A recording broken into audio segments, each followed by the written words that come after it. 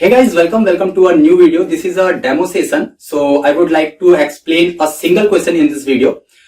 इस क्वेश्चन में मैं आपको एक पुली स्ट्रिंग सिस्टम को पूरा डिफाइन करने वाला हूं, जो कि आपके जेईई मेंस और नीट के एग्जाम में डेफिनेटली आपसे एक क्वेश्चन तो पूछा ही जाता है। ओके, तो आज मैं पूरा एक्सप्लेन करूंगा। सबसे पहले आपको मैं क्वेश्चन डिफाइन करूंगा कि किस टाइप से आपको पुली स्ट्रिंग सिस्टम दिया होगा, and then we will find the tension in the string. Okay, तो जब मैं सॉल्व करूंगा तो मैं आपको ले चलूंगा अपने पेन टैब के ऊपर, अपने रिटन टैब के ऊपर, वहां पर मैं आपको सॉल्व करके दिखाऊंगा।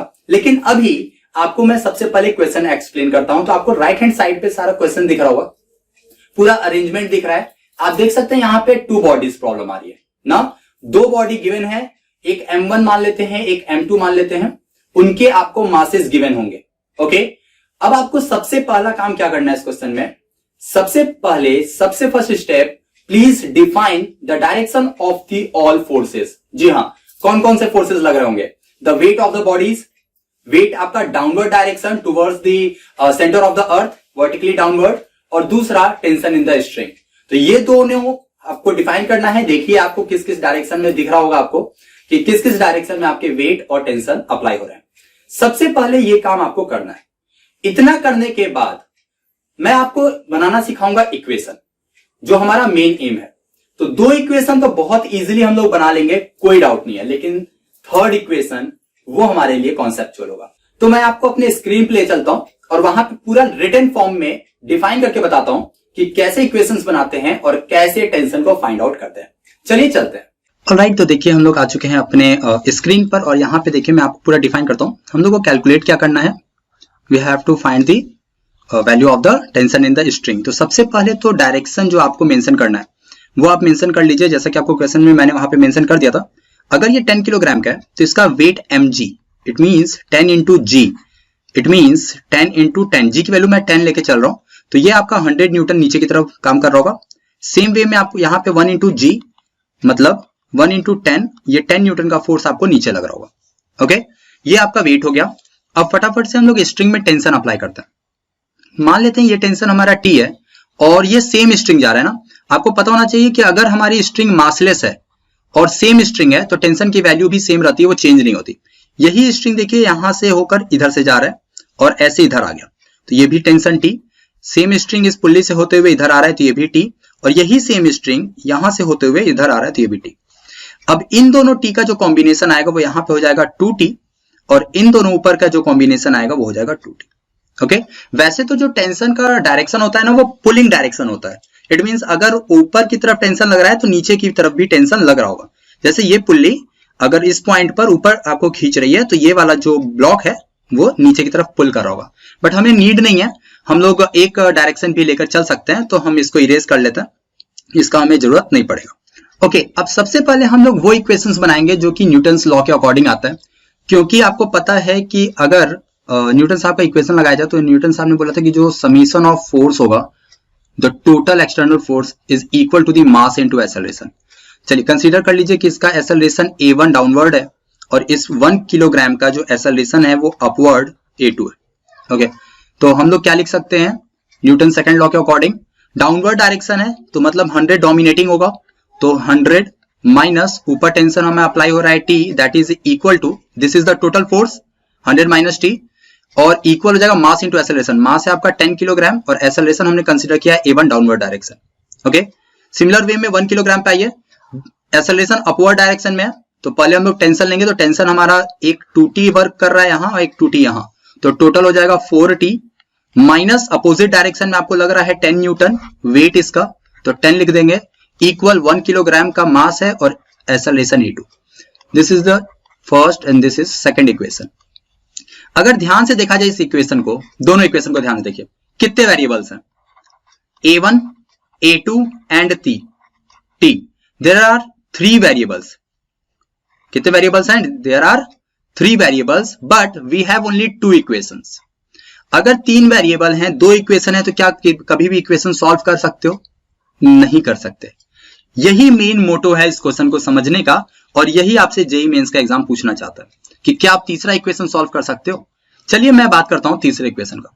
तो तीसरा इक्वेशन हमें निकलेगा कंस्ट्रेंट प्रॉब्लम से।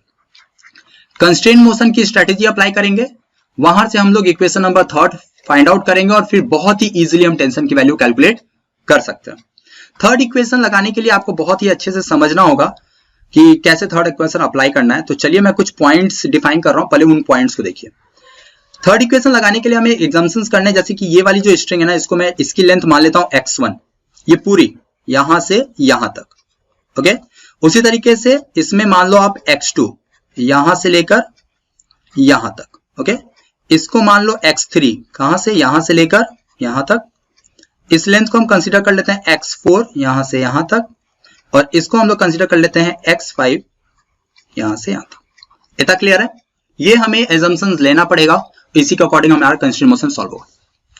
अगर ध्यान दीजिए तो x1 से होता हुआ x2, x2 से पुल्ली से होता हुआ x3, फिर पुल्ली से होता हुआ x4 और फिर पुल्ली से होता हुआ x5, ये पूरी एक स्ट्रिंग है। तो इस पूरे को मैंने लिखा x1 plus x2 plus x3 plus x4 plus x5, that is equal to the length of the string. और length is a constant value, length जिस भी स्ट्रिंग की लेंथ लेंगे वो कांस्टेंट होता है। चलिए डिफरेंशिएट करते हैं, वो भी डबल डिफरेंशिएशन। तो x1 को डबल डिफरेंशिएट करेंगे तो 2 डॉट लगा दिया मैंने, x2 का डबल डिफरेंशिएशन 2 डॉट लगा दिया, x3 का डबल डिफरेंशिएशन 2 डॉट लगा दिया, x4 का डबल डिफरेंशिएशन 2 डॉट, x5 का डिफरेंशिएशन डबल डॉट, और कांस्टेंट का डिफरेंशिएशन 0। देखिए डिस्प्लेसमेंट को आप डिफरेंशिएट करते हो तो वेलोसिटी आता है, वेलोसिटी को डिफरेंशिएट करते हो तो एक्सेलरेशन आता है। इसका मतलब ये जो डबल डॉट वाले आपके टर्म्स लिखे हैं वो एक तरीके से एक्सेलरेशन लिखे हैं, लेकिन मैंने अभी डायरेक्टली ऐसे लिखा क्योंकि अभी हम लोग को ध्यान देना होगा द डायरेक्शन ऑफ एक्सेलरेशन। चलिए x1 के पास आते हैं। एक बात बताओ, अगर कि ये जो आपका 1 किलोग्राम है, अगर ध्यान दो तो क्या A2 से ये ऊपर जा रहा है? अगर ये 1 किलोग्राम A2 से ऊपर जा रहा होगा तो ये वाला पॉइंट, जिसको अभी मैं सर्कल कर रहा हूं, पॉइंट कर रहा हूं, ये वाला पॉइंट ऊपर जाएगा कि नीचे आएगा? डेफिनेटली ऊपर जाएगा। ऊपर जाएगा तो x1 इंक्रीज होगा कि डिक्रीज? ये जो x1 लेंथ है वो इंक्रीज होगा कि डिक्रीज? अगर ये 1 किलोग्राम ऊपर जाता है तो x1 आपका डिक्रीज होगा, उसकी लेंथ जो थी वो डिक्रीज होगी। तो हमने लिख दिया इसकी जगह -A2। क्यों? क्योंकि A2 से ऊपर जा रहा था और x1 को डिक्रीज कर रहा है। अब हम लोग बात करते हैं इस पॉइंट की। क्योंकि ये पॉइंट फिक्स है इसलिए इस पॉइंट के बारे में हम कोई चर्चा नहीं करेंगे, 0 मान के छोड़ सकते हैं। अब आ जाइए x2 पर।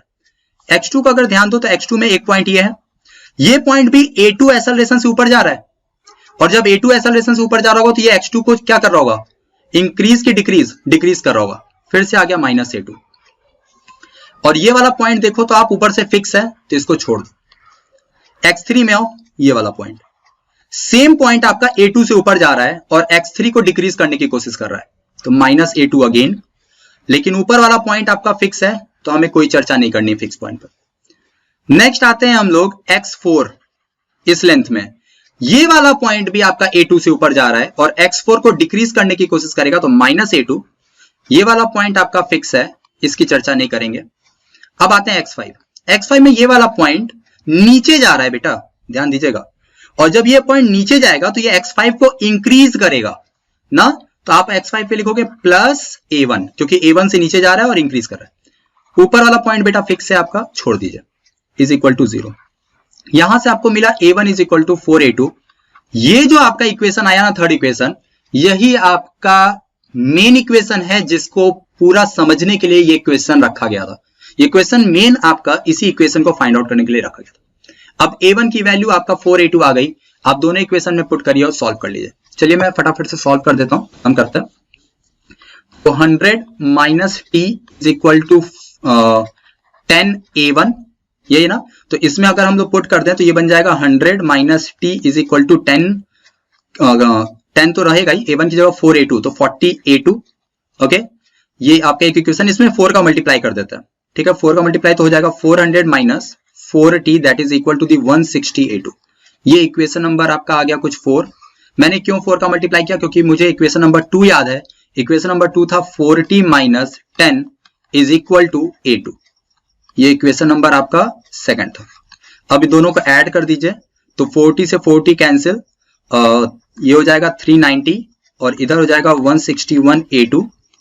तो A2 की वैल्यू आ जाएगी आपका 390/161, थोड़ा सा अजीब आंसर आ रहा है, बट ठीक है, उससे हमसे कोई मतलब नहीं है, आंसर तो आंसर होता है ना। अब A2 की वैल्यू आप कहीं भी पुट कर सकते हैं, चलिए इक्वेशन 2 में ही पुट कर देते हैं। तो it is equal to the T is equal हो जाएगा हमारा 390 अपॉन 161 प्लस 10 होगा ना, और इस टोटल के अपॉन में 4। This is the value of tension. ये आप अब कैलकुलेट कर सकते हो। क्यों? सिंपल था। मेन हमारा एम क्या था?